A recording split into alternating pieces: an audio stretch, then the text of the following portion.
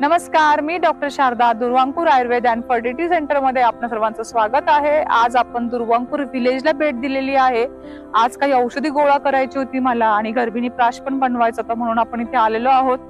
आपल्या पाठीमागे आहे केळीचं झाड। केळीचं आयुर्वेदामध्ये खूप महत्व आहे। केळी ही कफकारक आहे, मधुर आहे आणि शीत गुणधर्माची असतात।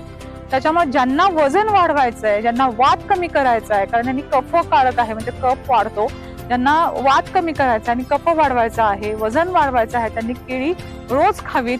केळ आणि फक्त केळ खाताना काळजी काय घ्यायची की ते सकाळी सकाळी खायचं नाही, खूप रात्री खायचं नाही, कारण ते कफ वाढवतं, तुम्हाला सर्दी खोकला होऊ शकतो।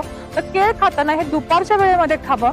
दुपारी साधारणतः 11 पासून तर संध्याकाळी 4 वाजेपर्यंत तुम्ही केळ खाऊ शकतात। लहान बाळांना केळाने वजन वाढतं, त्याच्यामुळे लहान बाळांसाठी खूप पौष्टिक आहे केळ भरवणं, 1 वर्षाच्या पुढील बाळासाठी किंवा 9 महिन्याच्या पुढील बाळांसाठी। परंतु त्यांना सर्दी खोकला, कारण लहान बाळाची वृत्ती ही कफकारक असते, त्यांना सर्दी खोकला होऊ शकतो, तर म्हणून केळ तुम्ही देताना त्याच्याबरोबर मधाचं 1 बोट म्हणजे केळाचा 1 घास आणि मधाचं बोट असं मिश्रण करून बाळाला केळ भरवलं तर बाळाच्या आरोग्यासाठी केळ हे एकदम उत्तम आहे।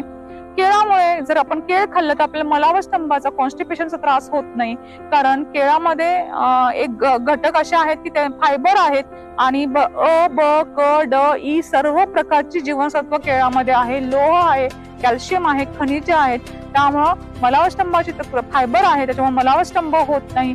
ज्यांना आंत्रज्वर झालेला आहे किंवा ज्यांना आम्ल पित्ताचा त्रास आहे किंवा ज्यांना अल्सर झालेला आहे त्यांनी केळ रोज खावं, कारण केळामुळं एक आपल्या आतड्यांना आतून एक संरक्षक स्तर तयार होतो आणि तुमचा अल्सर भरून निघण्यास मदत होते। ज्यांना आम्लपित्ताचा त्रास आहे त्यांनी देखील केळ खावं।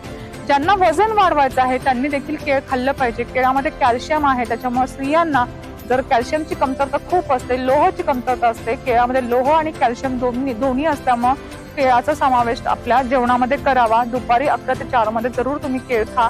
त्याच्याशिवाय स्त्रियांना ज्यांना केळ फुल, आता ह्या केळाचं फुल पण असतं, म्हणजे आता सध्या सीझन नाहीये, आता सध्या जानेवारी चालू आहे त्याच्यामुळे केळी नाही आहेत, परंतु केळ फुल असतं, तर केळ फुलामुळं स्त्रियांचे हार्मोन्स संतुलित राहण्यासाठी मदत होत असते। त्याच्यामुळे ज्यांना डिस्मेनोरिया म्हणजे पोटामध्ये प्रचंड दुखतं पाळीच्या काळामध्ये किंवा अंगावरून खूप रक्तस्राव होतो त्यांनी केळ खावं। त्याच पद्धतीने ज्यांना म्हणजे मासिक पाळीमध्ये रक्तस्राव खूप होतो किंवा ज्यांना प्रोजेस्टेरॉनची कमतरता आहे आणि त्याच्यामुळं प्री मेन्स्ट्रुअल सिंड्रोमचा त्रास होतो, PMS सिंड्रोमचा त्रास होतो, प्रोजेस्टेरॉन वाढल्यामुळं हार्मोन संतुलित राहण्यासाठी तुम्ही केळ खाऊ शकता।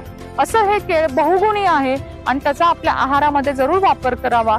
केळ आपल्याला वर्षभर खाता यावं म्हणून वाळलेल्या केळांचं साल काढायचं आणि त्याचे जे आतलं आहे ते केळी वाळवायच्या आणि त्याचं पीठ तयार करायचं आणि त्याच्यापासून तुम्ही भाकरी करून किंवा थालपीठ करून सुद्धा तुम्ही ते केळ खाऊ शकता।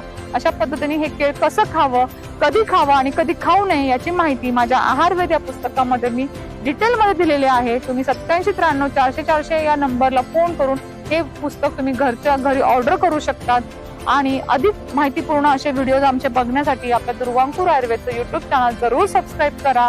आजचा व्हिडिओ जास्तीत जास्त लोकांपर्यंत शेअर करा। आजचा व्हिडिओ आवडला असेल तर कमेंटमध्ये जरूर लिहा आणि लाईक करा। धन्यवाद।